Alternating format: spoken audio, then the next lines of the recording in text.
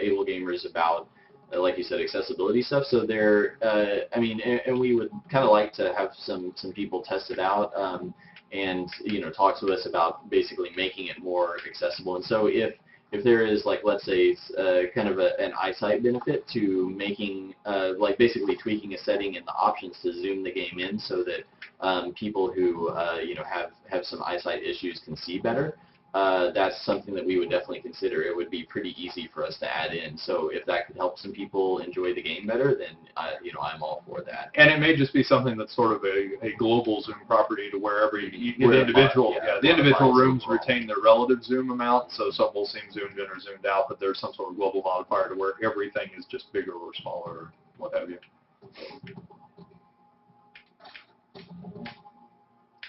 Someone said they backed us.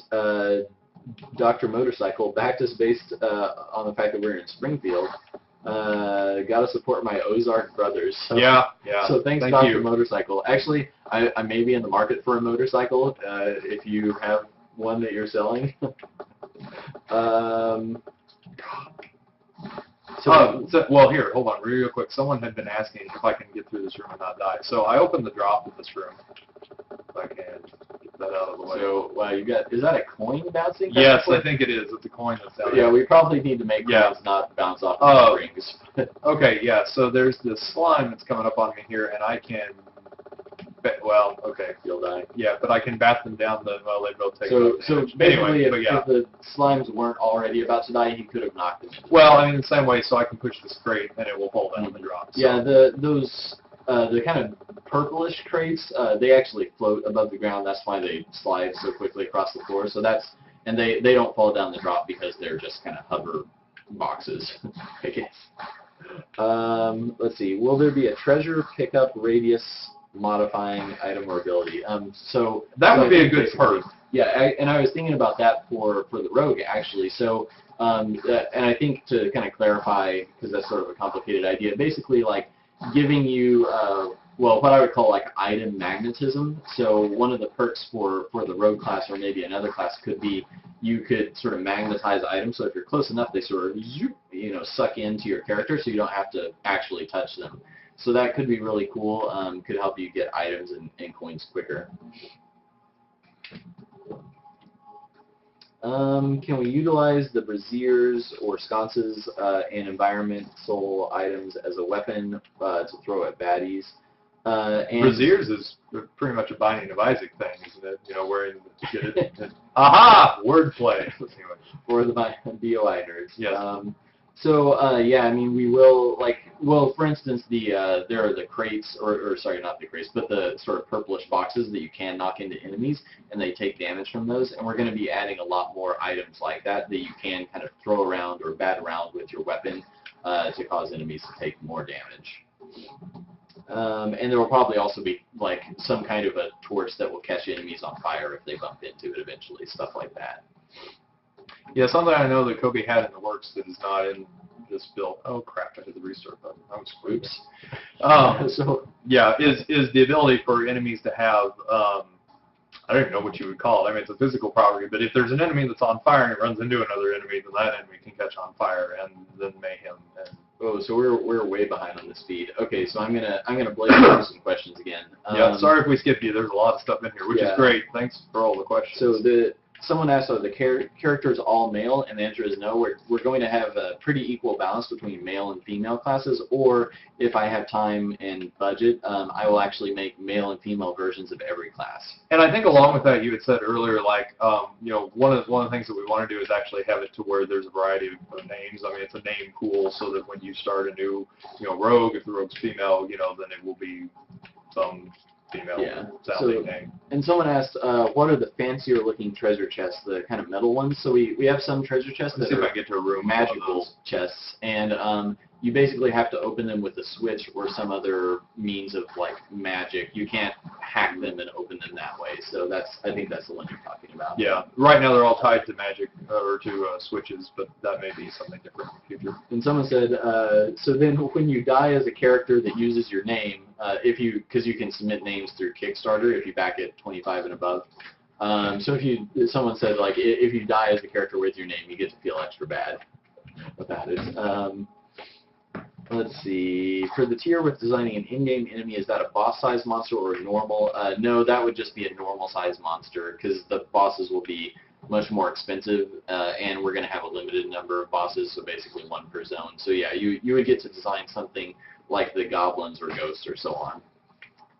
I'm trying to blaze through the questions here because we're kind of far behind. Okay, sure. Oh, hey, Blair is here. Actually, okay, so Dynamix is actually Blair from ARP Gamer. So, hey, how's it going, Blair? Glad to have you on. Sorry I didn't actually know what your username was on here. This is the first time, apart from setting up the account, that we've used Twitch or Justin, so. So, and actually, we did a really nice little podcast interview sort of thing with ARP Gamer. I think they're still on Kickstarter, right? You're probably... Blair, you're probably going to answer this down below. I can't remember when your end date is. Sorry. Let's see. An NPC based on Link that is entirely unhelpful since he doesn't say a word. So actually, what the silent protagonist.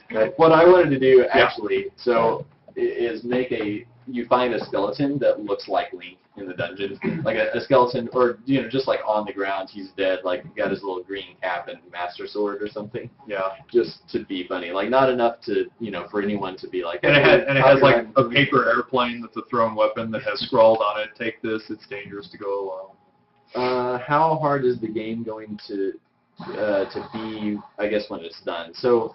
I mean, the difficulty you see here probably pretty typical. I think this is probably a little high for like the starting area. Yeah. But yeah, I would say in general this would be, but it will obviously depend on sort of your gear loadouts and things like that because yeah, a lot of variables. Let's see. Sorry, I sort of lost my place here. Kung Fu Monk class, please. So yeah, actually, I came up with sketches for about 20 classes. I mean, it's just a really simple sketch. It doesn't mean that those are developed at all. No animations. They aren't even painted. So we've got ideas for a ton of classes. It's really the question of how many we have time and budget for. And so that's a big thing the Kickstarter campaign will help out with, is making more classes, especially in the expansion stretch goals. But yeah, one of the ideas was sort of a monk fighter type class that would use sort of like, basically like a cestus or nux or whatever you want to call it, like some kind of glove type gauntlet with claws to punch enemies. Or possibly have a special move that's like a flying kick type of thing. That could be really cool. Will there be D&D style perks? I guess, actually, Ed, could you be more specific about D&D style perks? If you mean like feats, I would say that feats are probably pretty close to what we're terming perks. Feats being something, for those of you that don't play D&D, that are not necessarily like flat out modifiers where it's like now you do some of them, but not most of them, where you do X points more damage, or you have a lot of them are like, I can't even think of one off the top of my head, but for instance, I want to say like the druid that I play has something where it's like it has augmented summoning, so if you summon an animal companion to help you, it slight head better somehow. But, yeah, if you want to quick word. That was it. So yeah, if that's what you're asking about feats, I would say yes, that's a fairly comparable idea. Someone asked if we would support the Impulse controller for iOS. If you're not familiar with it, it's a Bluetooth controller that was funded on Kickstarter.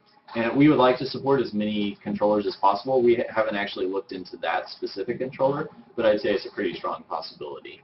And for anyone who's just joining the feed, we actually are playing this PC version on an Xbox 360 wired controller, and we'll support several other controllers as well. And basically, what's something. Right now, we support anything that's X input based, which is a pretty limited subset of the PC market. But we'll eventually support PS3 controllers. Right.